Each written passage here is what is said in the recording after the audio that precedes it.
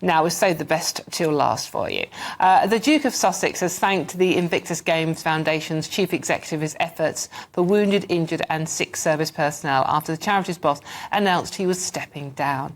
This comes amid the row over an angry backlash, very angry actually, over Prince Harry received for accepting and honour the Pat Tillman Award for his work on the Games. Also, the other royal story we're talking about, the front page of the Daily Mail today, is the fact that the person that tried to assassinate Donald Trump had also been researching Catherine, the Princess of Wales. So we're going to talk about that. And I'm joined now by Rafe Heydel-Mankoo. Thank you very much for coming in and joining me, Rafe, to discuss both these subjects. Let's talk about Harry first, because that's sure. The case story is a news story. So let's talk a bit about Harry. That hasn't gone away, that row over that award, has it? No, as you say, just a few days after he was severely criticised for accepting this special Pat Tillman Award, which is an award given to veterans who've made an impact through sport.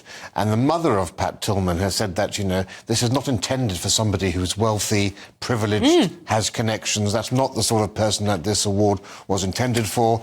Admiral Lord West over here also said it was something that he shouldn't have taken.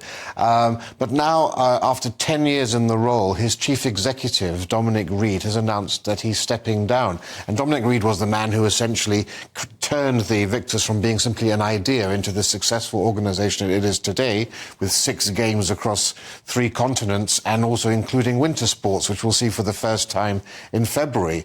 So his departure will be a major blow, and it's curious that he's leaving just a few months before the actual games in Vancouver. Yes, because they were coming up, aren't they? Yes, yeah. and he was so keen on the winter sports aspect. You'd have thought he might have stayed for a few months more. That's a bit curious. He's also departing before they've found his successor, which also raises questions, because nobody knows who's going to succeed him. Do you think there's been a fallout? Well, I don't know. You may wonder about that, but the timing is quite strange, to put it mildly. Isn't it? Yeah, and Harry is well known for falling out with people, I believe.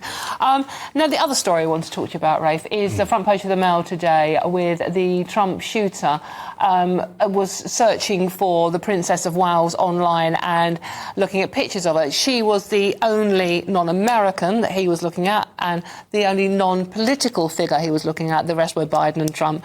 And as we know, the consequences as to what happened when he was researching Trump.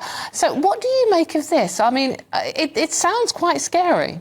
It's a disturbing story because, as you say, the Princess of Wales is the only person in this country, the only royal that has been singled out by this individual, who, of course, was also looking at various other people within America. Whether there were potential targets or not, we don't know, but it does actually raise the issue of how secure are members of our royal family, because, of course, we expect presidential candidates and presidents in America to have the full force, the considerable might of the Secret Service there.